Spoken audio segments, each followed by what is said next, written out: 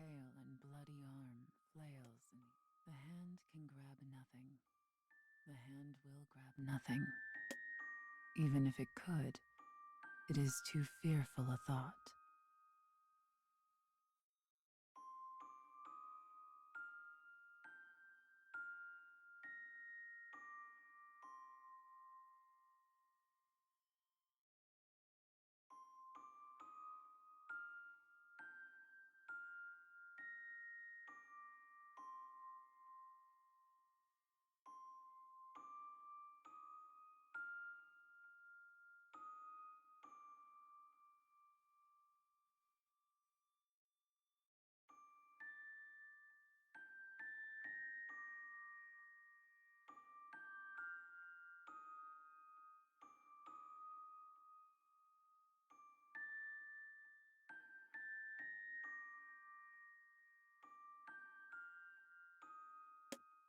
It longs for escape.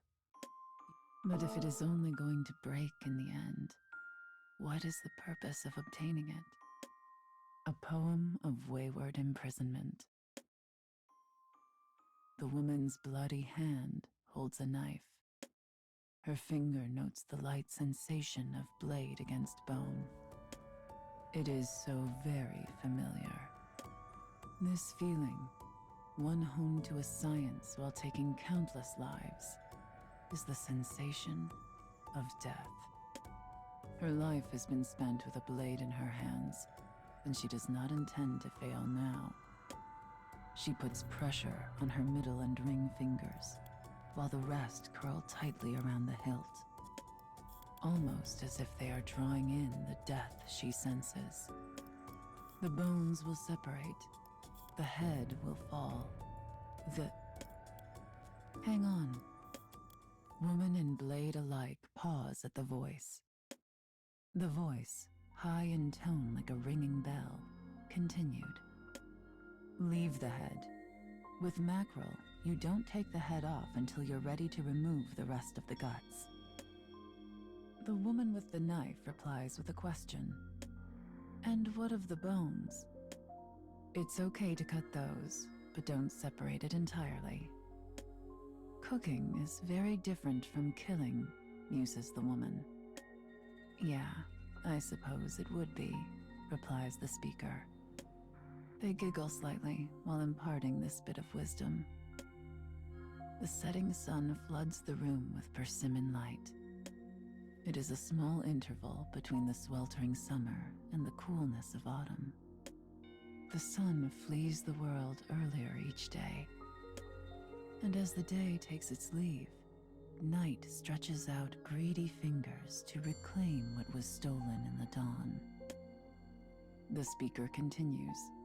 Once you've taken out the innards, you can move on to the bloodline. Bloodline? The woman stands, knife in hand, and awaits an answer. She typically wielded her blade on a battlefield, not in a kitchen, and is unable to find a comfortable grip on the paring knife. Apparently it's muscle. See the dark red parts there? The bloodline. An apt name. A girl of about 16, the speaker, peers over the shoulder of the woman with the knife and smiles, her long hair fluttering. Does my cooking amuse you? Asks the woman. She stares at the cutting board as she says it, but her annoyance is clear. It is cute to see someone who's so cool in a fight have trouble with a mackerel. The girl grins as she says this, lighting up the room. Ashamed, the woman looks away. This only serves to delight the girl all the more. I'm obviously no expert, says the woman. I did not grow up doing such things. Yeah, well, I'd never done it either until that day. The woman knows this well. With nothing to say in return, she falls to silence. That day. The two of them know exactly what this means. 5 years ago, early summer. Heavy rain blanketed the sky. It was the day the assassin met the girl, her target. She was going to take her life, as she had countless others. The girl was ready to die. Perhaps she even sought it. But the woman did not kill her. Call it a whim. But that day, that whim, had brought them to where they are now.